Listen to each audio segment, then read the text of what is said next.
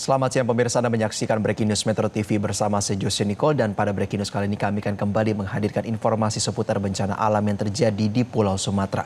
Kami awali dengan informasi 20 hari sejak banjir bandang dan tanah longsor melanda Tapanuli Selatan, Sumatera Utara, warga masih bertahan di pengungsian. Untuk mengetahui informasi terkini, kami sudah terhubung dengan jurnalis Metro TV Indira Pramasti langsung dari Tapanuli Selatan, Sumatera Utara. Indira, selamat siang. Bagaimana kondisi warga pasca bencana banjir bandang dan tanah longsor?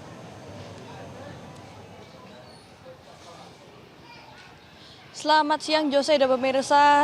Hampir 3 minggu banjir bandang melanda Sumatera Utara, salah satunya di wilayah Tapanuli Selatan, memaksa ribuan warga untuk mengungsi karena mereka kehilangan tempat tinggal mereka.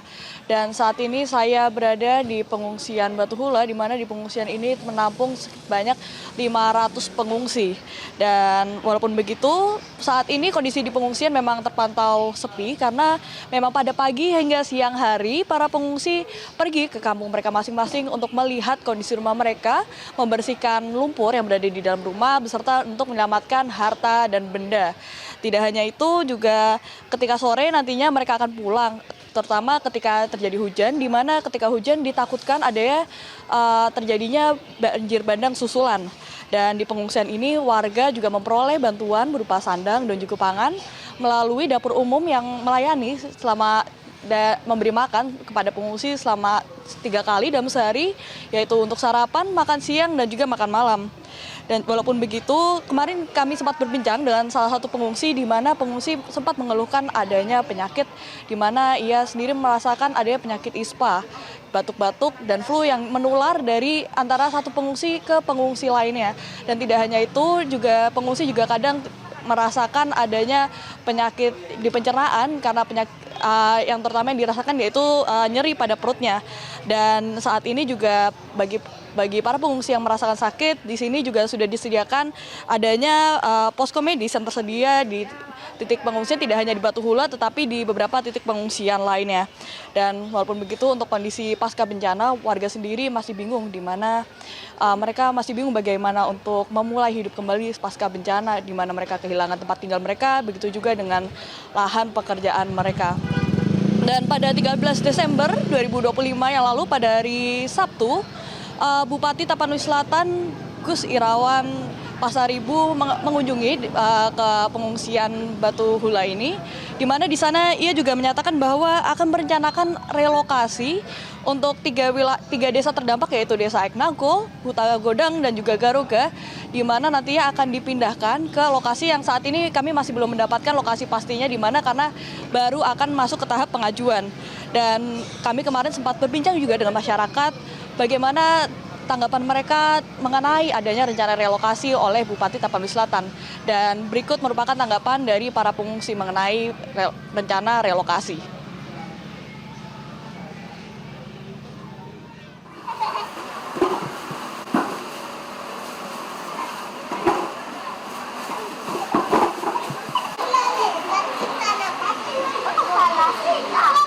Yang penting dikasih rumah gitu kan, dikasih air, kasih lampu, ada usaha kita dikasih, bisalah kita berusaha gitu kan. Kalau cuma rumah aja dikasih nanti Bu, kemana kita berusaha, mana dapat kita makan nanti kan. Kalau ada usaha nanti kan kita bisa usaha siang, bisa kita makan, entah apapun nanti ditanam di situ, biarpun ubi, biarpun kayak mana lah dibilangnya nak. Kalau aku setujunya cuman itu tempat kami, tanah kami di situ, dari kecil lahir kami di situ. Kalau permohonan ibu maunya air persawahan kami lah dulu betul sama rumah-rumah kami di situ. Kalau udah dibikin parit-parit masih bisa lagi kami tinggal di situ, karena Huta Godang lebar juga nya. Tapi kalau ditaruh beronjong di apa itu di sungai itu, mungkin masih bisa kami tinggal di situ. Kalau soal pemindahan lokasi setuju aja, tapi kalau menurut saya ya kan, kalau yang paling utamanya itu di pinggir sungai harus didek besar-besaran, biar kemudian hari airnya nggak masuk lagi ke kampung-kampung. Itulah permintaan saya. Kalau kami sebagai rakyat ini Bu, ya gimana solusi terbaiknya Bu? Kalau pemerintah merasa situ lebih layak, lebih aman, kami mungkin bisa saja setuju Bu. Asal mungkinlah pasti lebih aman di situ Bu. Lantaran di kampung pun mungkin kita masih trauma, Bu, akan kejadian-kejadian.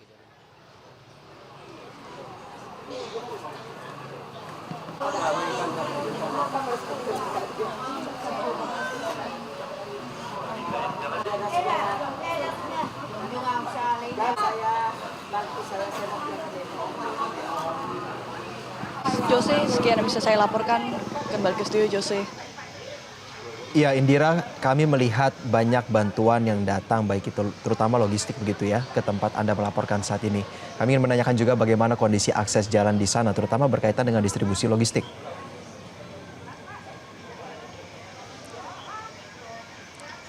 Baik, Jose dan juga pemirsa, untuk akses jalan dari Batang Toru sampai dengan Desa Garuga sudah bisa diakses menggunakan baik kendaraan roda 2, roda 4, dan juga pejalan kaki.